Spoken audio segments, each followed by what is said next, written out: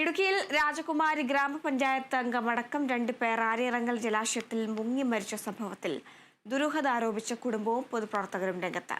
ഒപ്പമുണ്ടായിരുന്ന സുഹൃത്തുക്കളുടെ മൊഴിയിൽ ഉണ്ടായ വൈരുദ്ധ്യമാണ് സംശയത്തിനിടയാക്കിയത്. അന്വേഷണം ആവശ്യപ്പെട്ട കുടുംബം ഇടുക്കി എസ്പിക്ക് പരാതി നൽകി.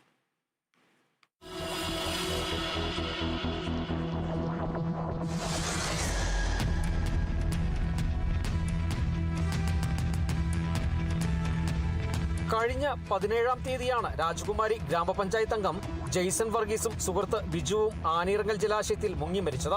മരണപ്പെട്ട ഇവർക്കൊപ്പം സുഹൃത്തുക്കളായ 2 പേര് കൂടി ആനയിറങ്ങൽ ജലാശയത്തിലെത്തിയിരുന്നു.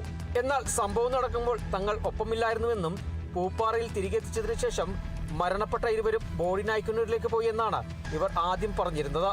എന്നാൽ ഇതിനുശേഷം ഇവർ മൊഴി തിരുത്തി. സംഭവം നടക്കുമ്പോൾ തങ്ങൾ ഒപ്പമുണ്ടായിരുന്നുവെന്നും ഭയന്നിട്ടാണ് ഇക്കാര്യം ആരോടും പറയാത്തതെന്നുമായിരുന്നു ഇരുവരും പിന്നീട് പോലീസിനോട് പറഞ്ഞത്. ഇതാണിപ്പോൾ കുടുംബത്തിനും ബന്ധുക്കൾക്കും സംശയത്തിന് ഇടയാക്കിയത്. ഉറ്റ സുഹൃത്തുക്കളായിരുന്നിട്ടും 2 പേർ കൺമുന്നിൽ അപകടത്തിൽപ്പെട്ടിട്ടും വിവരം പുറത്തറിയിക്കുവാനോ അപകടത്തിൽപ്പെട്ടവരെ രക്ഷപ്പെടുത്തുവാനോ ഇവർ തയ്യാറാകാത്തതിൽ ദുരൂഹതയുള്ളതായാണ് കുടുംബം ആരോപിക്കുന്നത്. ഇത് ചൂണ്ടിക്കാട്ടിയാണ് ഇപ്പോൾ ഇടുക്കി എസ്പിക്ക് പരാതി നൽകിയത്.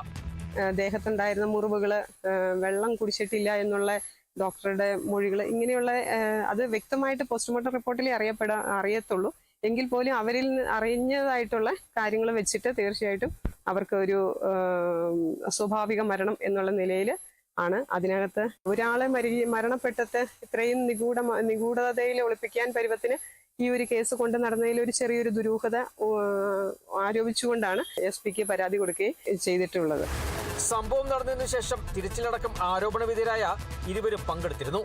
ഇരുവരും പുഴയിൽ മുങ്ങി മരിച്ച് എന്നറിയാമായിരുന്നിട്ടും ഇത് മറച്ചുവെച്ചതിന് പിന്നിൽ ദുരൂഹതയുണ്ടെന്നാണ് കുടുംബവും പൊതുപ്രവർത്തകരും ആരോപിക്കുന്നത്.